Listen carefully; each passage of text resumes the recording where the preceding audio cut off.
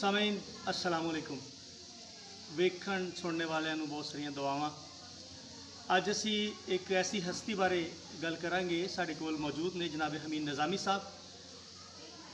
ਸੱਜਣੋਂ ਦੇ ਮਿੱਤਰੋ, ਇਹਨਾਂ ਦਾ ਜਿਹੜਾ ਅਦਬੀ ਪੈਂਡਾ ਹੈ ਨਾ, ਜਿਹੜਾ ਅਦਬੀ ਸਫ਼ਰ ਹੈ, ਉਹ ਕਮ ਅਜ਼ ਕਮ 50 ਵਰੇ ਤੇ ਖਿਲ ਰਿਹਾ ਹੋਇਆ ਹੈ। ਸ਼ੁਰੂ 'ਚ ਤਾਂ ਇਹਨਾਂ ਨੇ ਨਜ਼ਮਾਂ ਗਜ਼ਲਾਂ ਜਿਵੇਂ ਆਮ ਸ਼ਾਇਰ ਲਿਖਦੇ ਨੇ ਉਹ ਹੀ ਲਿਖੀਆਂ, ਨਜ਼ਮਾਂ ਗਜ਼ਲਾਂ ਲਿਖੀਆਂ। लेकिन फिर अचानक एक अल्लाह तबारक व तआला दे वल्लों ऐसा खास करम होया, नबी अकरम सल्लल्लाहु अलैहि वसल्लम दी मुहब्बत दा एक चश्मा जिहड़ा है वो दिल दे अंदर फुटिया। और जनाब हमीद निज़ामी साहब जिहड़े ने वो अकीदत दी शायरी जिहड़ी है अल्लाह तबारक व तआला दी मुहब्बत विच और अल्लाह दे नबी दी मुहब्बत विच शायरी जिहड़ी है वो करन लग पे, लिखन लग पे। और अज असीं इन्हां नाल मिल रहे हैं और इन्हां दा सिलसिला बड़ा खूबसूरत है। पहले इन्हां ने अल्लाह तबारक व तआला दे जिहड़े 99 नाम है वो किताब छापी है, और फिर नबी अकरम सल्लल्लाहु अलैहि वसल्लम के जोड़े 99 नाम उस दे हवाले नाल किताब छापी है। और समझ ने एक बड़ी जी है खूबसूरत गल आ कि जी जिस तरह कि असी किताब देख रहे हैं अल्लाह सोने दे 99 नाम जी इन्हों के हत्थ च इसलिए किताब है, ये पंजाबी शायरी विच पहली किताब है अल्लाह तबारक व तआला के 99 नामां के हवाले नाल लिखी गई किताब जी है पंजाबी शायरी की पहली किताब है। और इसनूं बड़ी पजीराई मिली है। जी निज़ामी साहब की कहोगे तुसी ये जी खूबसूरत तब्दीली आई है, तुसी गज़लां नज़मां लिखते लिखते फिर अचानक इस साइड पर आए हो, इस हवाले नाल गल करो तुसी। बिस्मिल्लाह जी, अस्सलाम वालेकुम रहमतुल्लाहि व बरकातुहू। अल्लाह सोने दे 99 नाम की जी किताब है जी मैं शर्फ हासिल होया। वाह। कि अल्लाह सोने दे 99 नाम मैं कभी कहना कि पहले नबी पाक सल्लल्लाहु अलैहि वसल्लम दे 99 नाम ते हर नाम की शरह की जी और शरह भी माशाल्लाह अल्लाह सोने ने अच्छी करने की तौफीक दी है जी। तकरीबन हर शरह दे हर कलाम दे 18 तो 20 शेर वाह वाह वाह वाह वाह। और अच्छे तरीके नाल जी। अल्लाह ताला दे महबूब की सिफत सना इन्नी कोई है कि बंदा क़यामत तक लोग लिखते रहेंगे जी। लेकिन क्योंकि असी महदूद हाँ तो महदूद असी फिर लिख सकते। वाह वाह।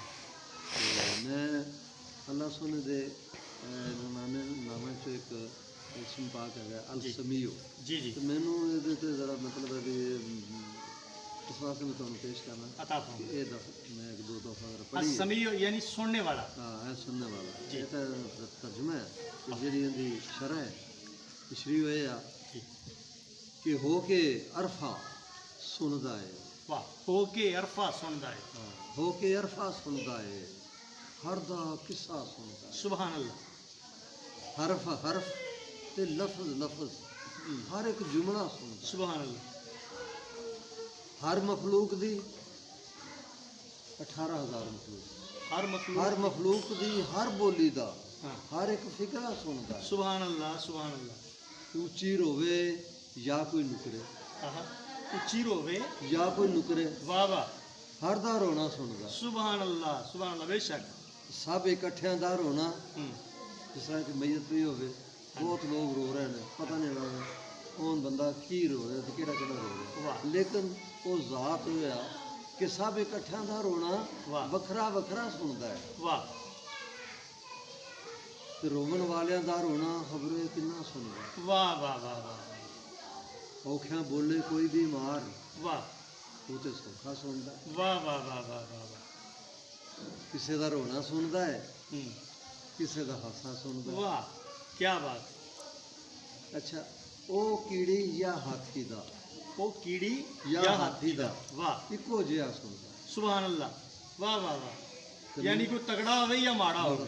वाह वाह। वो कीड़ी या हाथी दा इको जिहा सुनदा। वाह वाह।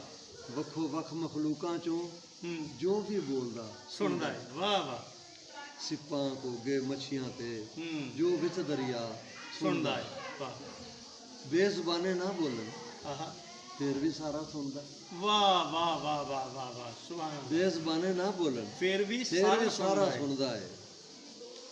दुखी दिल दी हर एक हा वाह हर थां हर जा सुनदा है। वाह।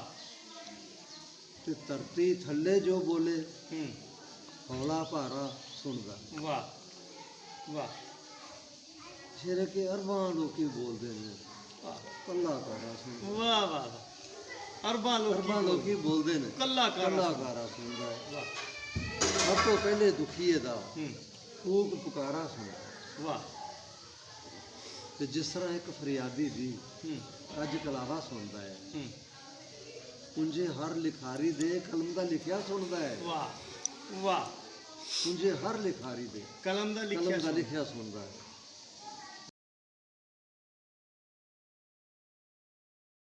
ਵਾਹ ਸਾਰੀ ਦੁਨੀਆ ਬੋਲਦੀ ਏ, ਉਹ ਇੱਕ ਕੱਲਾ ਸੁਣਦਾ ਹੈ। ਹਮਦ ਨਿਜ਼ਾਮੀ ਲਿਖਦਾ ਹੈ, ਸੋਨਾ ਅੱਲਾ ਸੁਣਦਾ। ਵਾਹ ਵਾਹ ਵਾਹ ਵਾਹ ਵਾਹ ਜੀ, ਹਮਦ ਨਿਜ਼ਾਮੀ ਲਿਖਦਾ ਹੈ, ਸੋਹਣਾ ਅੱਲਾ ਸੁਣਦਾ ਹੈ। ਵੇਖਣ ਸੁਣਨ ਵਾਲਿਆਂ ਨੂੰ ਇੱਕ ਵਾਰੀ ਫਿਰ ਬਹੁਤ ਸ਼ੁਕਰੀਆ ਕਿ ਤੁਸੀਂ ਇਹ ਸਾਡਾ ਜਿਹੜੀ ਕੋਸ਼ਿਸ਼ ਹੈ, ਇਹ ਜਿਹੜੀ ਮੁਖਤਸਰ ਗੁਫ਼ਤਗੂ ਔਰ ਸ਼ਾਇਰੀ ਸੁਣੀ ਹੈ, ਤੁਹਾਨੂੰ ਕਿਹੋ ਜਿਹੀ ਲੱਗੀ। ਤੁਹਾਡੇ ਜਿਹੜੇ ਆ ਕਮੈਂਟਸ ਹੈ, ਤੁਹਾਡੀ ਜਿਹੜੀ ਰਾਏ ਹੈ ਉਹਦੀ ਉਡੀਕ ਰਹੇਗੀ। ਬਹੁਤ ਸ਼ੁਕਰੀਆ।